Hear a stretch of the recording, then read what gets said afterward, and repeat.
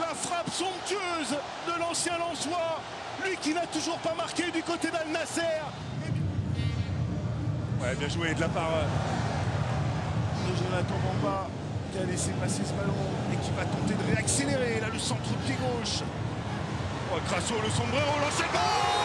Oh, quel enchaînement magistral, signé Jean-Philippe Crasso.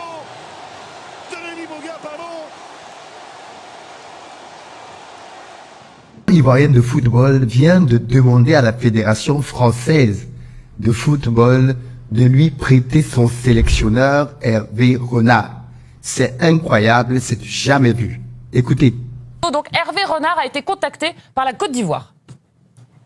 La Fédération française de football a été contactée par la Fédération ivoirienne, effectivement, pour un prêt, en quelque sorte, d'Hervé Renard pour cette Coupe d'Afrique des Nations, sachant que lui a déjà entraîné les éléphants, il connaît parfaitement l'équipe, il connaît parfaitement le groupe, il a aussi entraîné le Maroc, faut pas l'oublier, il a entraîné le Ghana à une certaine époque, et donc lui, il a d'une certaine manière, ça va aller assez vite pour lui pour comprendre. Donc ils se sont dit, le seul moyen qu'on a de relancer cette équipe de Côte d'Ivoire, c'est de prendre Hervé Renard. Ce qui peut se comprendre, parce qu'à partir du moment où vous avez Hervé Renard sur le banc ici, d'un seul coup, de zéro chance contre le Sénégal, alors je dis pas que vous en passez à 100%, loin de là, parce que l'équipe est pas très très bonne, mais une certitude, c'est que ça crée un électrochoc. On a la sensation aujourd'hui que si Hervé Renard vient sur le banc, il peut se passer quelque chose. Et puis il faut bien avoir la compréhension de ce qu'est une CAN. C'est-à-dire que je sais qu'on est un peu loin, on se rend pas tellement compte, mais ça a un impact immense, énorme. C'est-à-dire qu'aujourd'hui, il y a tellement de gens, ils voient ça, ils se disent, mais si la Fédération française de foot acceptait de nous céder Hervé Renard 10 jours, parce que d'une certaine manière, vous avez Hervé Renard, il n'a pas de match avec l'équipe de France féminine, non plus, on lui demande pas non plus de coacher une autre équipe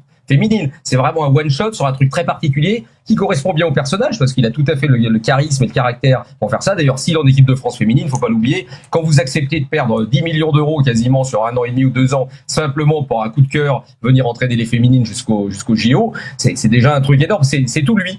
Alors maintenant, c'est à la Fédération française. Est-ce qu'elle va accepter ou pas? Entre nous, moi je pense une chose, mais je ne vois pas, je me rends bien compte un peu l'état d'esprit qu'il peut y avoir en France, mais pour le monde entier, enfin en tout cas pour l'Afrique et même l'Asie, parce qu'il y a beaucoup de pays qui suivent, par exemple l'Égypte ou le Maroc, les gens trouveraient ça incroyable. C'est un truc, d'une certaine manière, c'est un petit service que rendrait la Fédération française de foot et qui peut, ça se trouve, marcher que 3 jours, hein, parce que lundi vous avez le match contre le Sénégal, ça peut être plié et l'affaire est réglée. Mais c'est le seul moyen, moi je pense aussi pour la Côte d'Ivoire, de créer quelque chose dans ce groupe-là, d'avoir quelqu'un de nouveau et surtout quelqu'un d'aussi charismatique et qui a gagné, ça c'est important. Et pour l'équipe et pour la Fédération française de foot, d'une certaine manière, son image elle serait rehaussée et redorée, parce que vous imaginez que si vous faites ça ici, les gens vont dire le respect que peut avoir le football français pour le football africain, c'est quelque chose de noble et de beau.